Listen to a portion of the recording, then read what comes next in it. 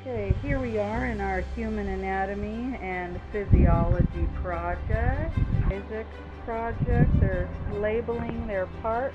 So we have our heart, our lungs, our ribs, bones, veins, kidneys, intestines, bones. Yeah, that's a kidney. Yes, those are the intestines. You'll have to look in the book to make sure you spell it right. I don't want misspelled words on this.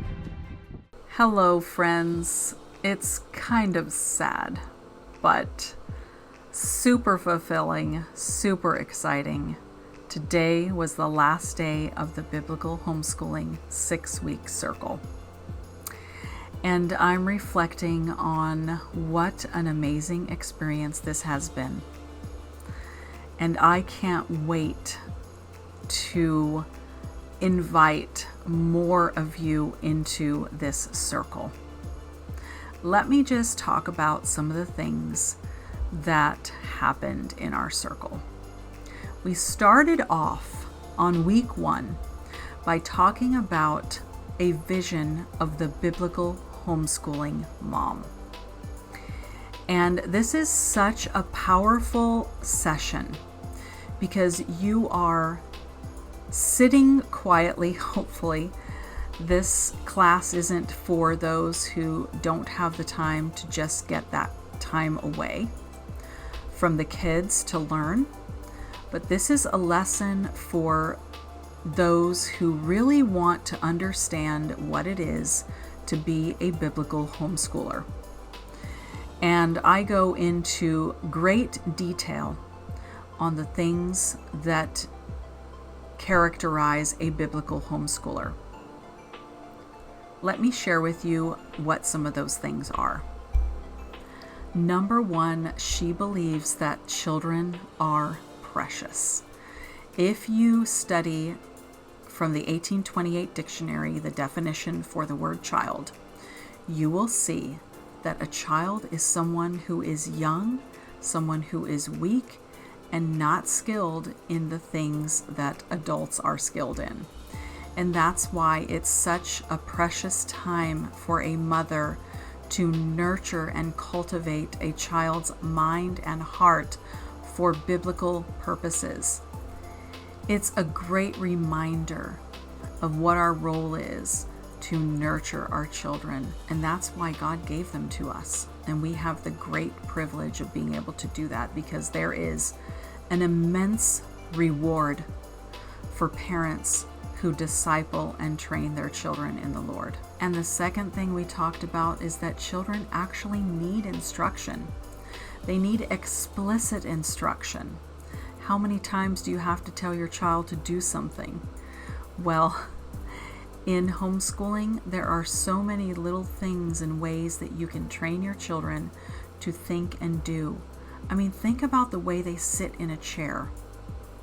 I mean, we're not asking young children to sit in a chair for hours or doing monotonous things to where they are exasperated, but we're training them what it looks like to govern themselves, to sit in a chair properly for 2 minutes, 5 minutes. If a child can govern themselves and govern their body in this way, they're able to do much more in other areas. Also, think about where your child puts their things when they're done with school. Do they put their pencil away in the right location? Do they put their papers in their folder without getting crinkled? Do they put their books where they're supposed to go? All of these things are explicit ways that we can teach and instruct our children in how to govern themselves. And it prepares their minds to learn so much more. Think about it when we're asking our children comprehension questions. Do they actually have an answer? What are they actually doing? What should their mind and their hands and their body be doing when trying to figure out the answer to a comprehension question that they don't know the answer to? These are all specific things that you can teach your child when homeschooling, and they're a big part of the education process of teaching subjects. What about doing spelling? Now, if you're using spelling curriculum that just copies and repeats, that's not teaching spelling. Spelling is about analyzing words and understanding them in a way that will help you actually remember why they're spelled the way they are. Think about the specific instructions involved in that. And those are just to name a few of the things that I teach parents how to do. The next thing we talked about is that children thrive in relationships.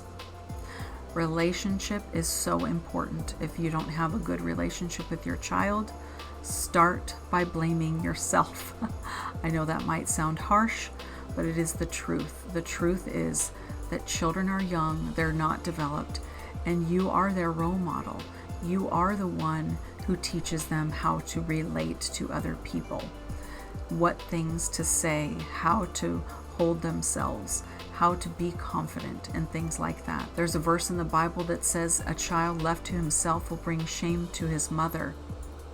And none of us want that. But it starts with relationship. If your child is talking back to you, then maybe it's you that is being sassy or talking back to them in a disrespectful way. I know I can relate to that 100%. And as soon as I changed my ways, guess what? My children followed. So model the kind of character that you want them to have so that you can have the relationship that you want to have with them. And decide and write down what kind of relationship you want to have with them. The next week, after the first week, we talked about the guiding principles of biblical homeschooling. The first one is truth first. Truth matters. God matters. He's the most important thing in our lives. He's the one that we want to emulate. He's the one that we want to follow. And if we don't know what His truth is, we can't teach it to our children. We can't even discern whether what we're teaching is truthful or not. So truth matters. Truth is the most important thing, and it comes first in education. And you might think, well, doesn't everybody think that way? But the reality is that not everybody thinks that way based on what I see, based on behavior. If you are a parent who caters to your child and what they want, then you're teaching them that their truth is most important. But what truth do we want to stand on as biblical homeschooling mothers? That's the challenge. And we went into depth on what a worldview is and how to discern between a biblical worldview and a secular worldview. The next thing we talked about in week 2 was Christian character. What character are you cultivating in your child? Are they able to focus? Are they able to work hard, even if it's just for 5 minutes? Can they do that? Are we training them to do that? Are we practicing with them and helping them and encouraging them to do that? Are we rewarding them to do that? Are we giving them the confidence they need to grow and thrive in education? Or are we just kind of throwing things at them and hoping they'll get it? The other thing we talked about in week 2 was consistency. Are we being consistent? Are we teaching our kids to be consistent with their schoolwork, with their schedule, with their eating habits? Consistency makes such a big difference in the longevity of their success or the height of their achievement. You would be amazed at how that works coming from a spontaneous person, because consistency was difficult for me. And I wish I could have done more. And the last guiding principle is family goals.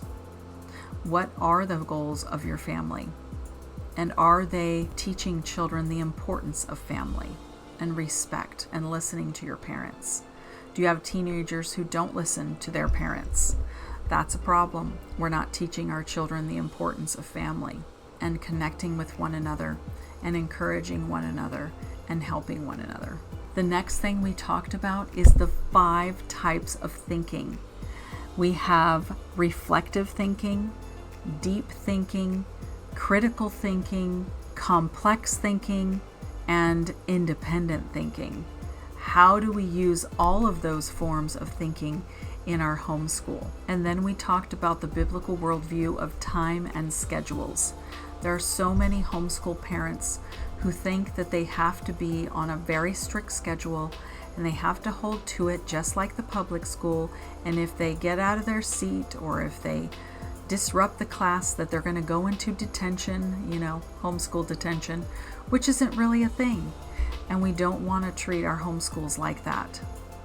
The biblical view is that we understand the needs of the child and the development of the child. This is so important. And so I encouraged my moms to be flexible, but at the same time to hold to the consistency of a schedule and the importance of a schedule.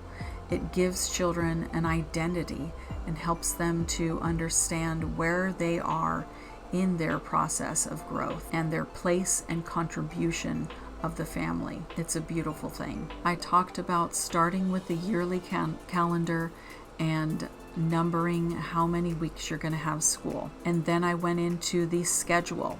What should a schedule be, and how can you actually be on a schedule but at the same time be flexible? And with the schedule comes the question of curriculum. How do I find the right curriculum? And I provided my homeschool moms with a list of questions to help them understand how curriculum works and the best ways to find curriculum that not only helps your child academically, but also nurtures their spirit. We talked about the quarterly plan in week 5 and how to do that with language arts and math. And this was a rich discussion of how do you actually teach these subjects, because these are skill-based subjects. They're based on very specific skills, and each skill has its own way of teaching it. And so we talked about that.